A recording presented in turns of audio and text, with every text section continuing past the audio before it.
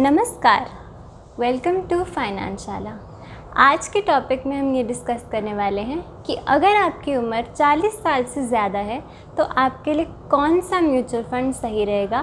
क्या हमें एक म्यूचुअल फ़ंड लेना चाहिए, क्या हमें कॉम्बिनेशंस ऑफ म्यूचुअल फ़ंड लेना चाहिए। तो आइए जानते हैं इसके बारे में थोड़ी सी इन्फॉर्मेशन वीडियो में। अगर आप हमारे चैनल पर नए हैं तो please don't forget to subscribe.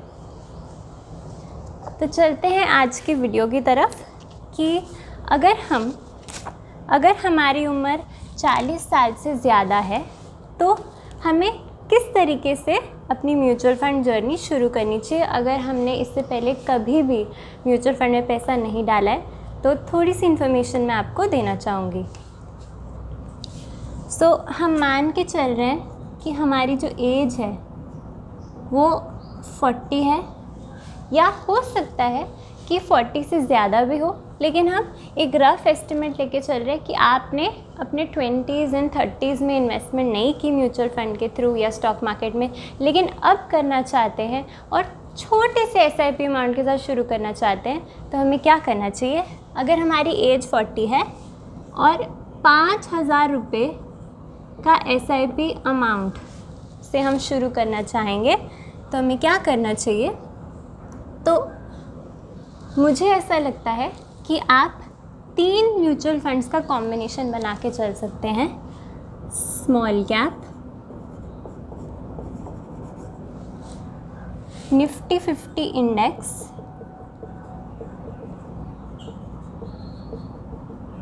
और मिड कैप।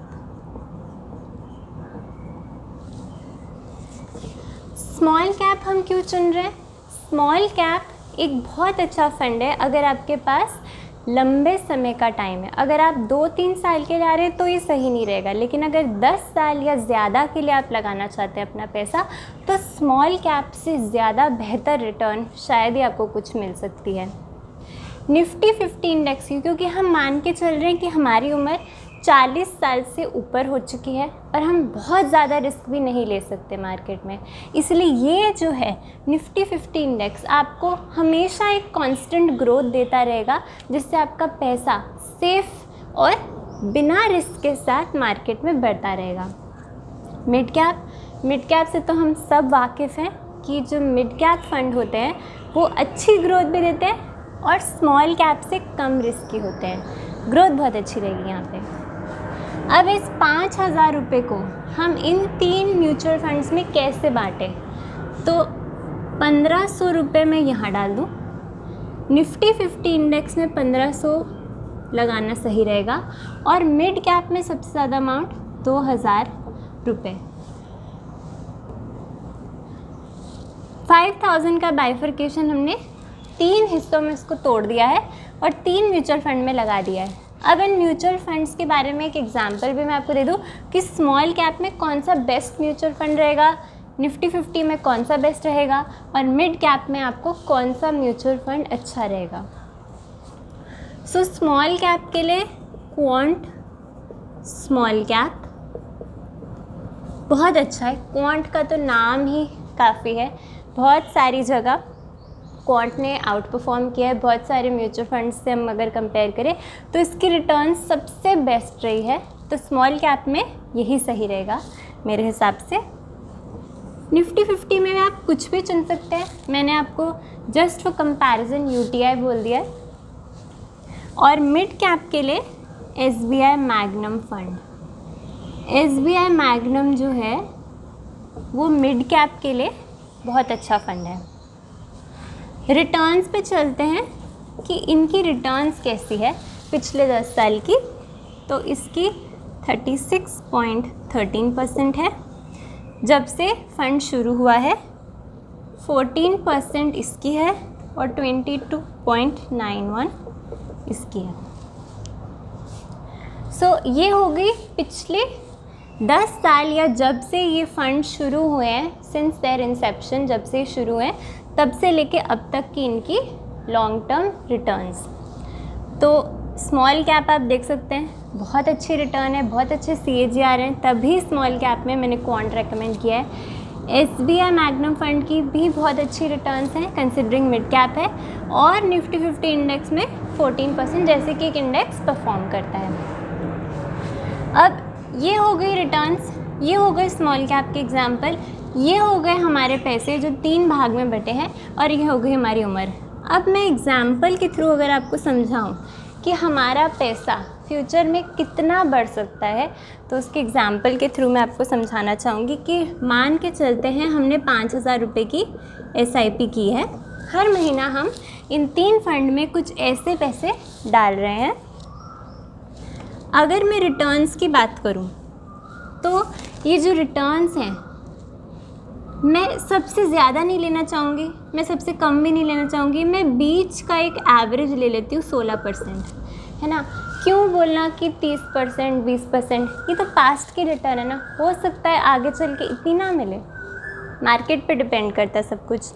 तो जो रिटर्न्स होती हैं दोस्तों मार्केट में, जो भी पास्ट की रिटर्न्स है, वो सिर्फ एक हमें हिंट देती है कि फ्यूचर में फ़ंड कैसे परफॉर्म कर सकता है, मगर इसका बिल्कुल भी मतलब नहीं है कि एग्जैक्टली उतनी ही रिटर्न्स आपको आगे चल के भी फ़ंड देगा। बस एक कंपैरिजन के लिए, बस एक फोरकास्टिंग के लिए आप मान सकते हैं कि ये रिटर्न्स हैं इन म्यूचुअल फंड्स की। इसीलिए सेफ्टी के लिए कम रिटर्न लेना ही सही है अपने इन्वेस्टमेंट के लिए। और अगर फ़ंड ने बहुत अच्छा परफॉर्म कर दिया, आउट परफॉर्म कर लिया, हमारी एक्सपेक्टेशंस को बीट कर दिया, तो अच्छी बात है।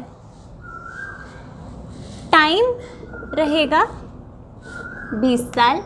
अगर ये पैसा मैंने 20 सालों के लिए लगाया है, 16% की रिटर्न मैंने इन तीनों का एक एवरेज परफॉर्मेंस ले ली है, और 5,000 रुपये अगर मैं 20 साल डालती रहूँगी तो मेरा इन्वेस्टमेंट बढ़ के हो जाएगा 12 लाख रुपए, और मेरी वैल्यू हो जाएगी बढ़ के 87 लाख रुपीज़। दोस्तों आपको मैंने एक एग्ज़ाम्पल की हेल्प से भी समझा दिया है कि अगर मेरा SIP अमाउंट इतना है तो वो कुछ इस टाइम पीरियड पे लगाने से, इस रिटर्न के हिसाब से मेरे 12 लाख रुपए जो मैंने 20 साल तक लगाए, वो मेरे 87 लाख रुपीज़ 20 साल बाद मुझे मिलेंगे।